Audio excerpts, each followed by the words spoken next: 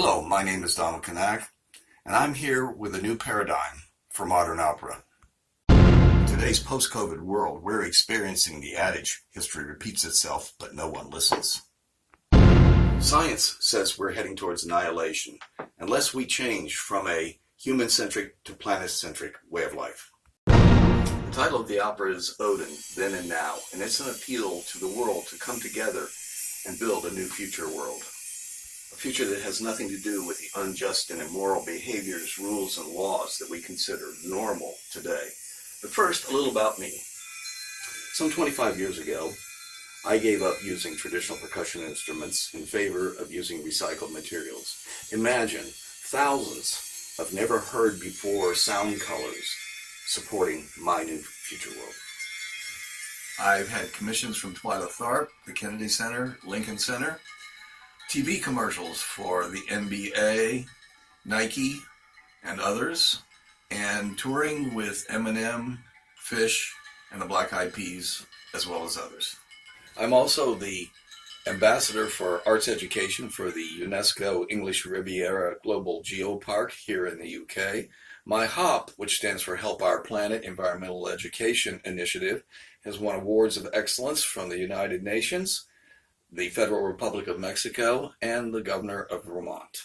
Over 1,000 years ago, the great Viking civilization disappeared almost overnight. Over 50% of their population succumbed to climate change at that time.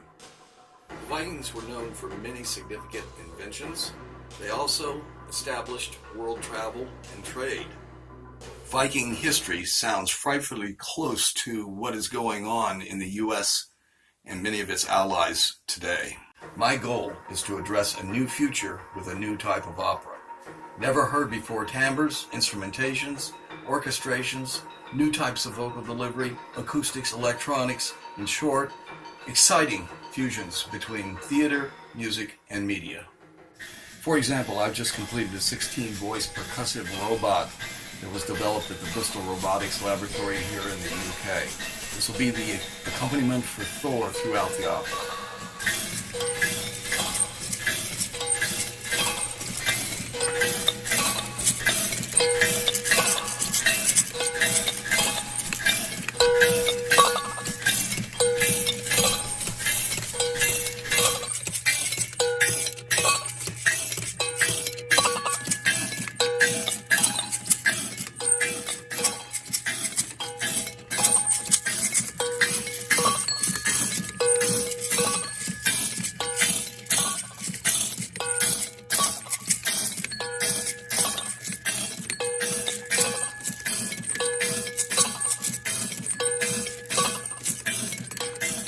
Odin, as the leader of the Vikings, was both feared and revered. He was the god of knowledge, but he was also the god of war, who also knew that someday the pen would be mightier than the sword.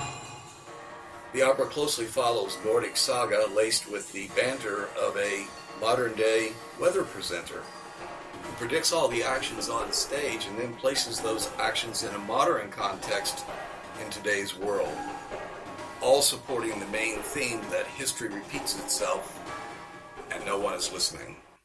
The opera moves us from the industrial to the technology age via a grandiose cast and chorus presenting arias, recitatives, duets, quartets, all delivered via modern vehicles, including spoken word, chanting, and street singing, with extended vocal techniques. With an orchestra of 11 percussionists performing exclusively on reused materials that go from using the actual materials to using digital samples of those materials as the opera progresses. Hi, my name is Amy Stebbins, and I'm the director of Odin. I'm an opera director. I live and work in Germany, and my work focuses primarily on contemporary opera, collaborations with composers, and stories that address the major political issues of our time. When Don approached me about Odin, I was really quite blown away, not only by the themes, but about the way that he's integrated the issues he wants to talk about into the instrumental body. I'm very, very excited about Don's experience with objects, with everyday objects, but also with digital technology. My work in the past 5 years has also engaged very much with sort of the latest in digital technologies. I have started working in VR. I've made 2 projects for virtual reality, and also made an opera for the Bavarian State Opera, largely about questions of mediation, presence, what's real, what's simulated. And I'm currently writing an opera for the Opera Frankfurt about generally the digital turn and the claim of mind-body distinction in the digital age. Odin has a lot to do with similar questions, as I'm imagining that Don will say elsewhere in this video. But I'm very excited about the project, very excited about the prospect of doing it in the United States.